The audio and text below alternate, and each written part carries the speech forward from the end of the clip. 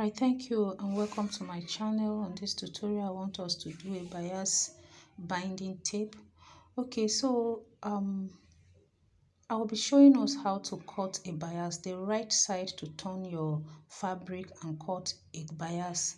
You know, bias is that piece of fabric that we use to bind our curved edge when you're hemming your fabric, when you're hemming your sleeves, your neck, or the whatever part of your dress that is curved.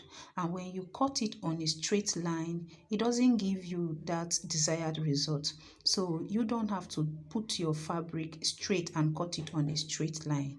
So you turn your fabric on the diagonal area and cut your bias. So just watch on how I am going to turn my fabric to cut my bias. This is the straight line of your grain. That is the grain side of your fabric. You don't cut it on that side that is straight.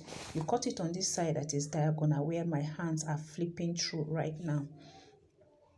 So you can fold your fabric and cut two pieces or more at a time, or you can flip it open and cut it one by one, depending on how you want it for you. And then when you are cutting, you first cut the tip of the fabric away so that you get that slanted piece, that slanted shape, sorry. And then depend on the size you want, you can cut your bias to be 1 inch, you can cut it more than 1 inch, it depending on how wide you want it to be, like I said. So but for this one, I am making use of 1.5 inches. So I'll cut it using the size of 1.5,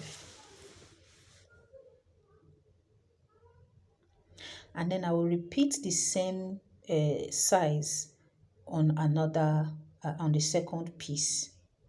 And since I'm making use of 1.5, that is, all of them are going to be 1.5 in size.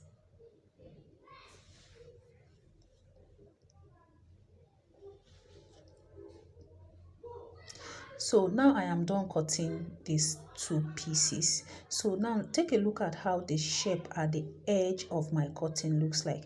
They are not straight, they are slanted in shape. And then one side is longer than the other. And I noticed that a lot of people cut it off straight. No, don't cut it to give you a straight shape. Make use of the curve shape like that as it is. You just have to turn them in the opposite direction, and then you join it on your machine. The other side is pointed, the other one is not. So you turn the other side that is pointed to meet the other side that is not pointed, and then everything becomes aligned together. You see now what is here is looking straight. And then you come to your machine using the same way you place them to join, you say place them and then sew on your machine, and then you now join the two pieces together to become one strand. And then you repeat the same process to as long as whatsoever length you need for your work.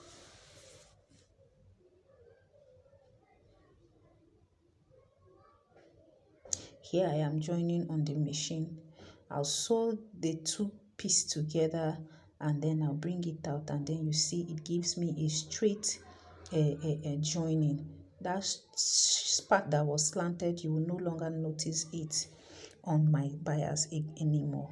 And then because I maintain the slanted shape even while joining, when I'm done, you will notice that my bias will stretch. It will not be restricted at any point. That is the essence of joining it in that slanted area, as in the slanted form, the way it is. But if you cut it from that point, you cut it to give you a straight shape, it will not stretch as much as it is slanted. Hope I am making sense. So if you have watched this video to this point, please do well to subscribe to my channel. God bless you for staying with me and encourage me. You can hit the like button for a support. You see how stretchy it is. This is how stretchy your bias is supposed to be.